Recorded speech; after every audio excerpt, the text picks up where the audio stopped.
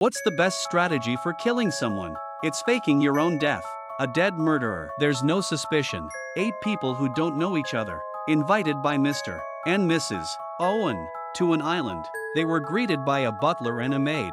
All 8 were of different ages and professions. There was the schoolmistress, an old general, a doctor who loved wine, a policeman, a judge, an old nun, rich young master, mercenary. The party was hosted by Mr. and Mrs. Irving, but neither of them showed up. After everyone had eaten their fill, they wondered about the 10 dolls on the table for a while. Suddenly a record player came on, said everyone in the room was guilty of murder. Then the case was publicized. The police said, "I've never killed anyone. I'm here to monitor." The maid fainted in shock. "I guess it wasn't a lie," the butler explained.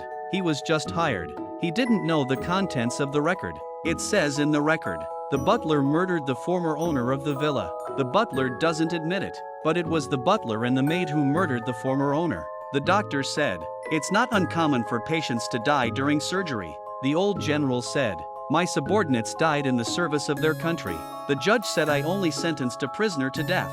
That person must be guilty." The teacher also said, "I didn't kill anyone. The child drowned by accident." When it came to the mercenary, he confessed to killing 21 people. So what? People accused him of cruelty. The mercenary mocked their hypocrisy.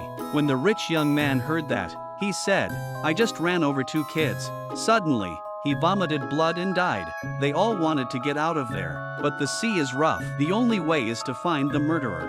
The next morning, the maid was found dead in her sleep. The teacher realized that there were only 8 dolls left on the table.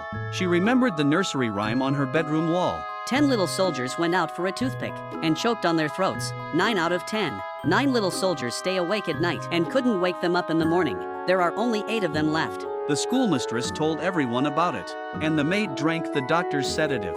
She was probably poisoned, and the judge was very sick, and the judge was seriously ill.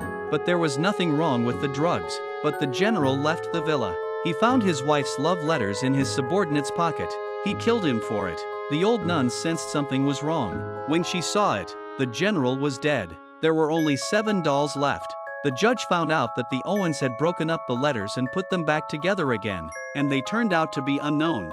That night, the doctor dreamed of operating on a drunken patient, and the patient dies. The next morning, the doctor woke everyone up. The housekeeper was chopped to death in the kitchen. The old nun became afraid. Because her servant had gone against the teachings of the church, she threw her out of the house. She wouldn't let anyone take her in.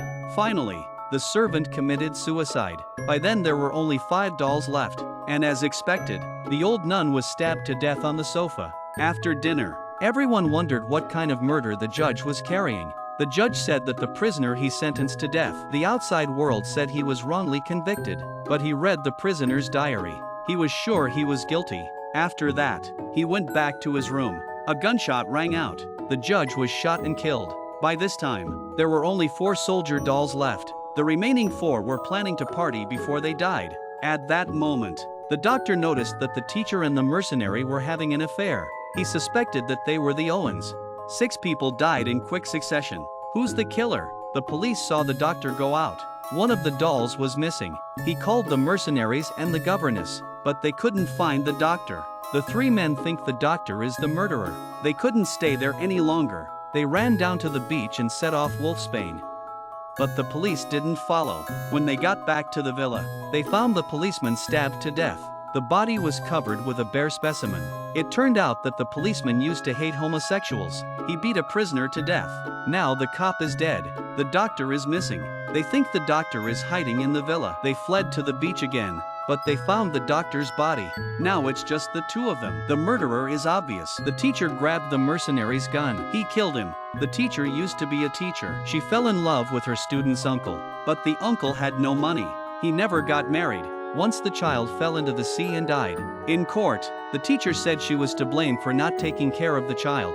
But the truth is that the teacher guided the child to the sea, and then staged his own rescue. All the uncle had to do was inherit from the child's family, so they could get married. But the uncle saw right through it. She lost everything. She was in a state of collapse. The child's fantasies led her to her room. A rope was hung from the roof. Just as she goes up, the door opens. The judge is the murderer. He's Mr. Irving. He used the doctor to fake the shot. He's dedicated his life to judging crime, but he enjoys killing more than anything else. The schoolteacher begged the judge to let her go, and the judge ended her life of crime, and he had no intention of leaving alive. He went to the cafeteria. He poured 2 glasses of red wine, wiped his fingerprints off the gun. Then he raised the gun and pulled the trigger. The pistol slid across the room. A killer who didn't exist. A murderer who doesn't exist. At that moment, the wind and the waves stopped. This is the end of the story.